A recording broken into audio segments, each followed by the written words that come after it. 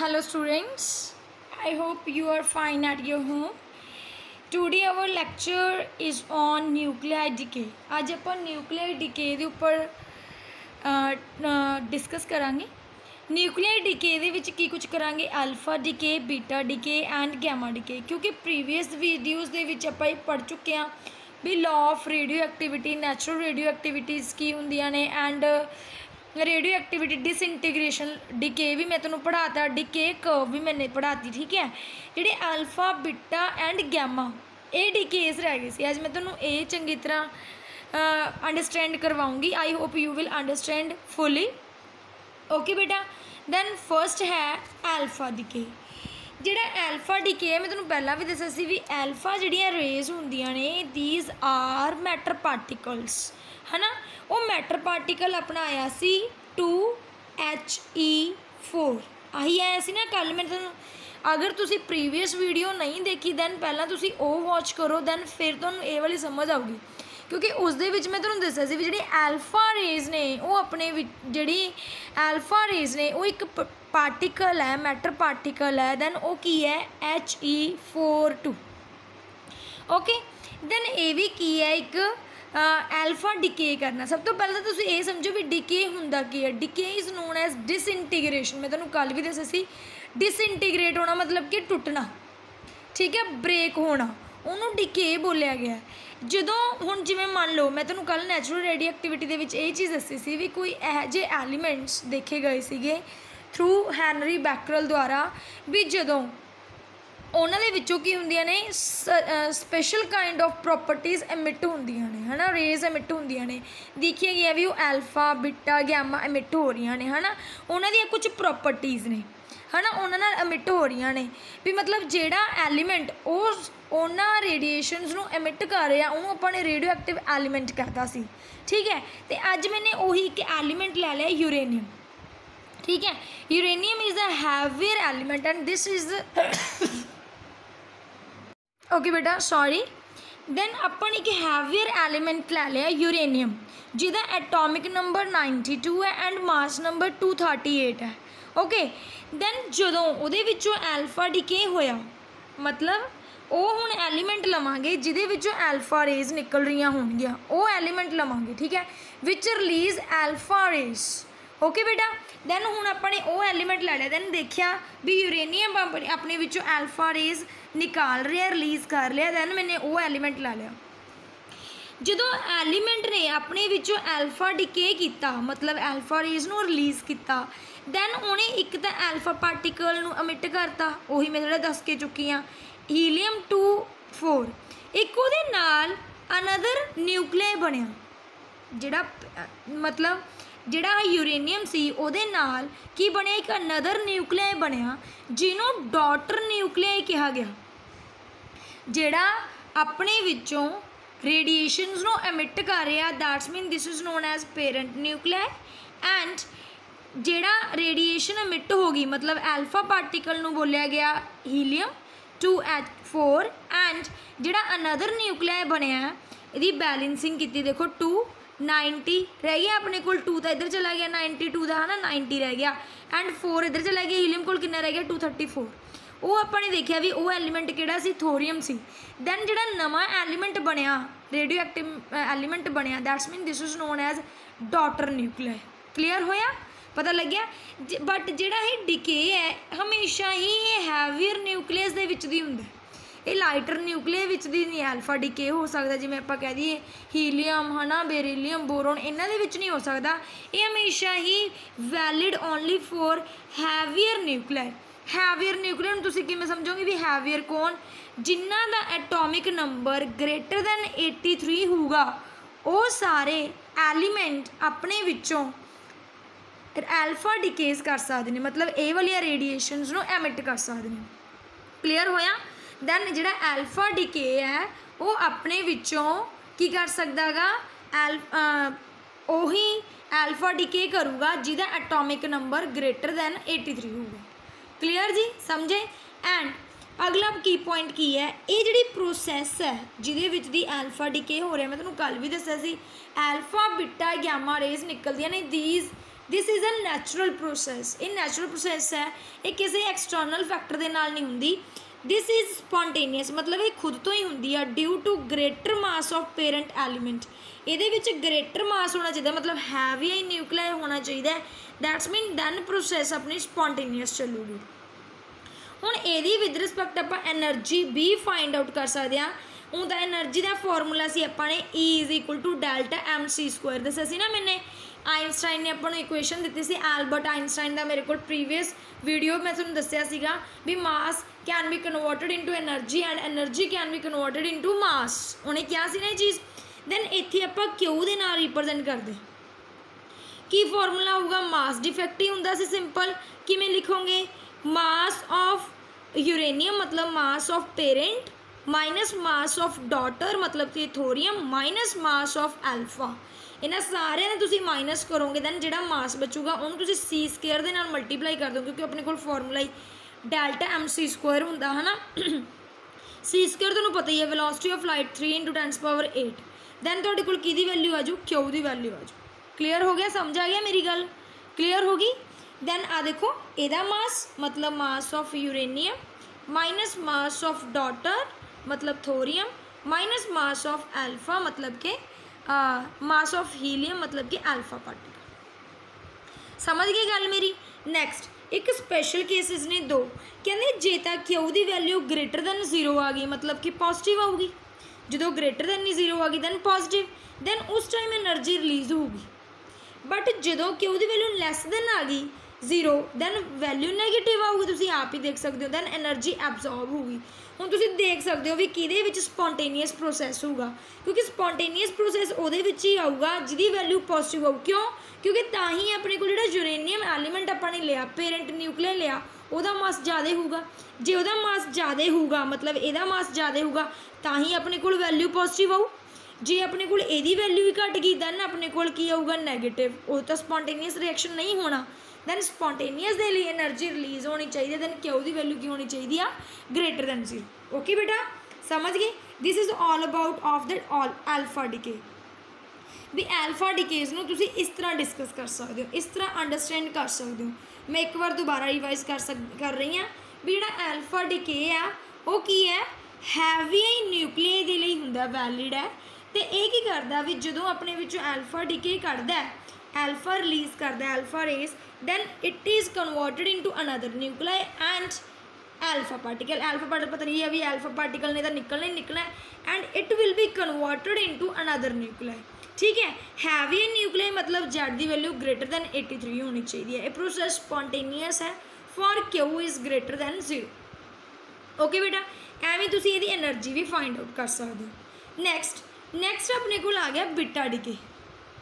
हुण beta decay की है, ये भी मैं तुहानूं कहा सी भी एक पार्टिकल ही है ना, मैटर पार्टिकल है।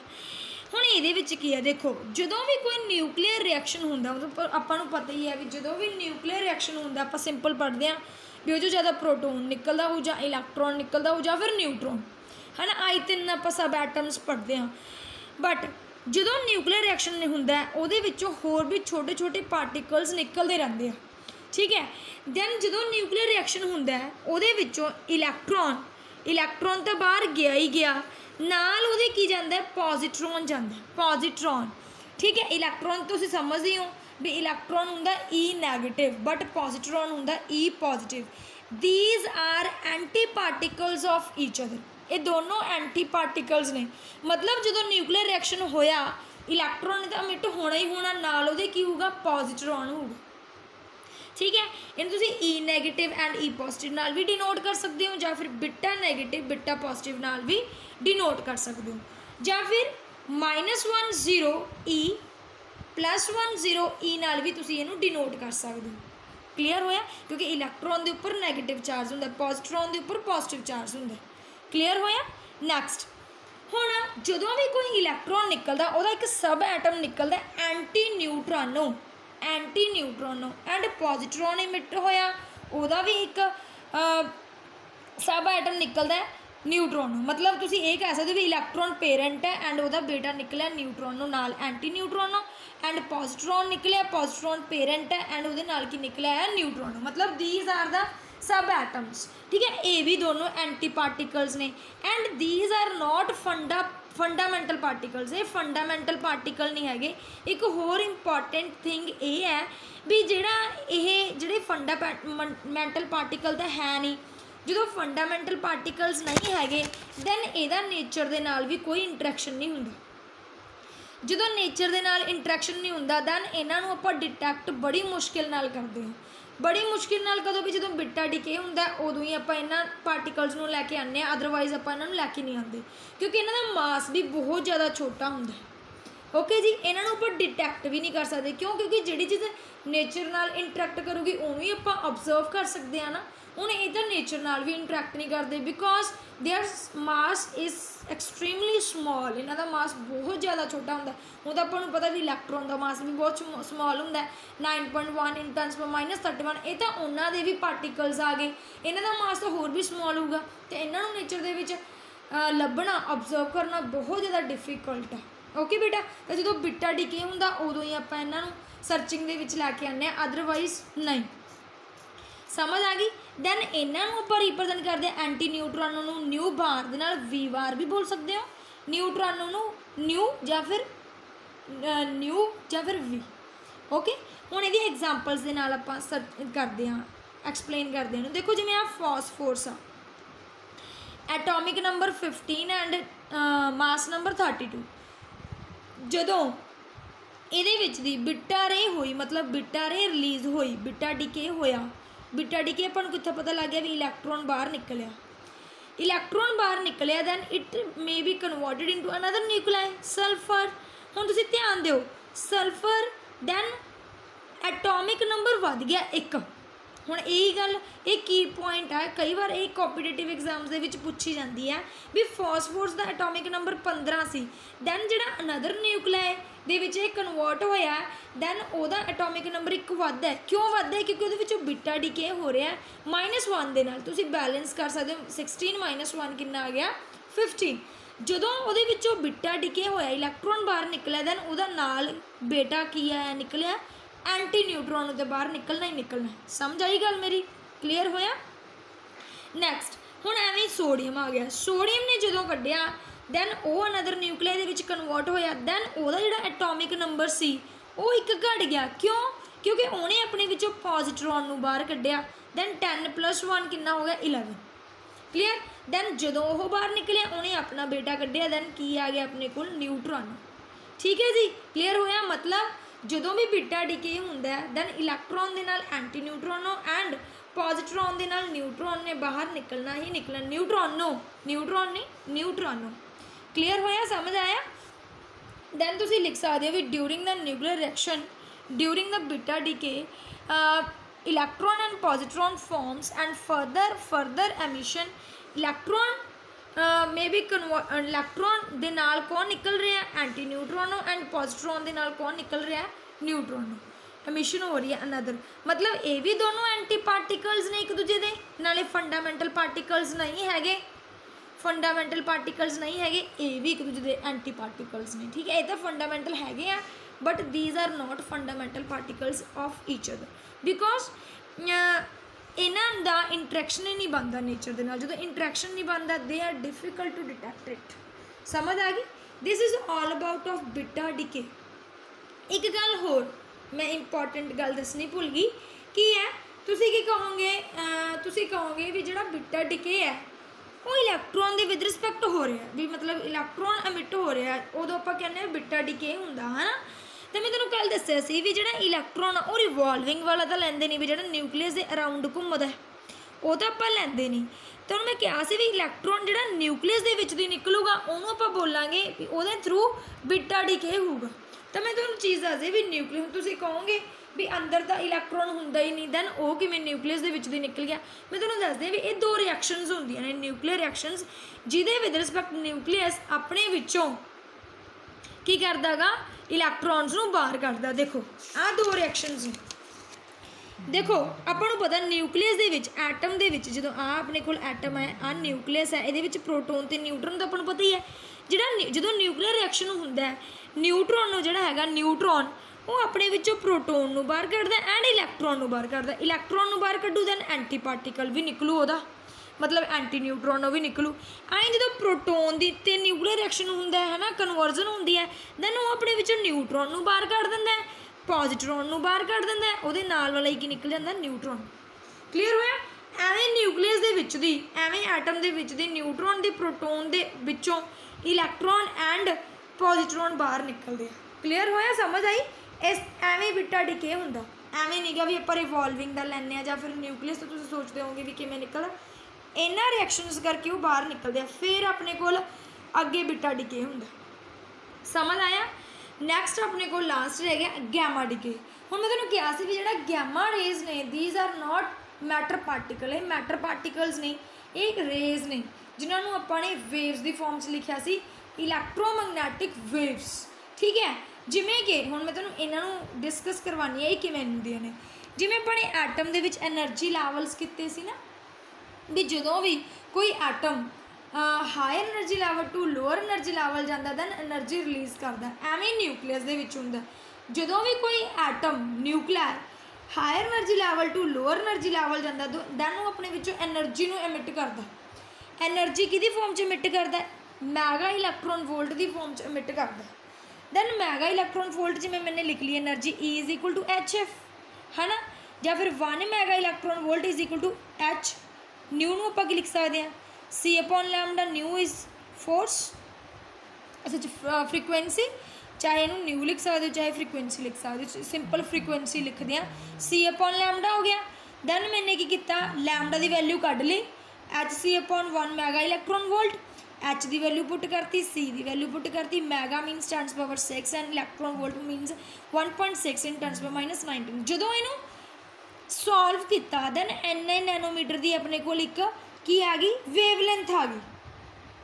जी ये वेवलेंथ आई ना, ये गैमा रीजन की वेवलेंथ आई। हुण गैमा रीजन आया अपने को ना बहुत रेज निकल, जिवें radio rays, cosmic rays, gamma rays है ना, बहुत ज़्यादा रेज निकलदियां ने। दैन उन्हों का अलग तो एक रीजन होंगे। दैन जो देखा भी आ जी वेवलेंथ है ये गैमा रीजन की है, जो गैमा रीजन की है वो रेज एमिट होंदियां होणगियां गैमा रेज। दैन इस वेवलेंथ के थ्रू आपको पता लग्या भी उत्थे रीजन किहड़ा है एंड उत्थे किहड़ियां रेज डिवेलप हो रही हैं। क्लीयर होया? दैन हुण आपां इहदी एक एग्जाम्पल करते हैं। देखो जिवें यह कोबाल्ट है, कोबाल्ट 2760 ये पहला तो ही एक्साइटेड स्टेट से हुंदा। दैन जो ये बिटा डिके हुंदा, बिटा नैगेटिव मतलब कि इलैक्ट्रॉन, बिटा नैगेटिव इनू क्या गया ना, आ देखो इलैक्ट्रॉन रिलीज होया है ना। Then it may be converted into another nuclei निकल, मास नंबर सेम रहा बट एटॉमिक नंबर चेंज, क्योंकि एक इलैक्ट्रॉन रिलीज हो चुका है, ऐड हो चुका है ना, बिटा नैगेटिव मीनस ऐड 27 तो की बन गया 28। दैन जदों ये सक्सैसिव ट्रांजिशनस होइयां दैन इन्हें अपने विचों गैमा रेज नूं कढ़ना स्टार्ट करता। वो गैमा रेज की एनर्जी सी पहली गैमा रेज की 1.17 मैगा इलैक्ट्रॉन वोल्ट एंड दूजी दी सी 1.33 मैगा इलैक्ट्रॉन वोल्ट, मतलब एनी एनर्जी के नाल वो गैमा रेज नूं एमिट करन लग गया। दैन उत्थे ही पता लग गया भी एनी एनर्जीज किहदी हो सकती है, गैमा रेज की हो सकती है। एवें अपने कोल गैमा रेज की डिस्कवरी हुई सी, एवें आपां गैमा रेज नूं देखिया सी, डिटेक्ट किया सी भी किवें वो एटम्स के विचों बाहर निकल रही है। क्लीयर हो गया? I hope you will understand this topics alpha beta and gamma decay. Okay बेटा, हुण अपने ऑलमोस्ट इस न्यूक्लियर चैप्टर के भी सारे टॉपिक्स हो चुके हैं। देखो फर्स्ट मैंने तुहानूं करवाए सी बेसिक टॉपिक्स, जिमें आइसोटोप, आइसोबार, बेसिक टर्म्स करवाइयां सी एंड उस तो बाद मैंने मास डिफेक्ट बारे दस्सिया सी। फिर उस तो बाद उहदी बाइंडिंग एनर्जी पर न्यूक्लियन करवाई सी एंड उहदी वेरिएशन भी कराई सी with mass number, binding energy curve बना के। उस तो बाद मैंने तुहानूं करवाया सी लॉ ऑफ रेडियो एक्टिविटी, जिहदे विच आपां ने डिके भी सर्चिंग दे विच कीता सी एंड अल्फा बीटा गैमा दी प्रॉपर्टीज़ नूं भी पढ़िया सी। एंड अज आपां ने कर लिया अल्फा बीटा गैमा डिकेज़ दा भी पढ़ लिया। ठीक है, तो उस तो बाद अपना लास्ट टॉपिक रह चुके हैं nuclear fission, fusion and nuclear reactor. उन्होंने आप लास्ट टॉपिक दे विच पढ़ांगे, लास्ट वीडियो दे विच पढ़ांगे। उस तो बाद मैं तुहानूं असाइनमेंट दूँगी। ठीक है, उन्होंने तुसीं कंप्लीट करना। ओके बेटा, थैंक यू।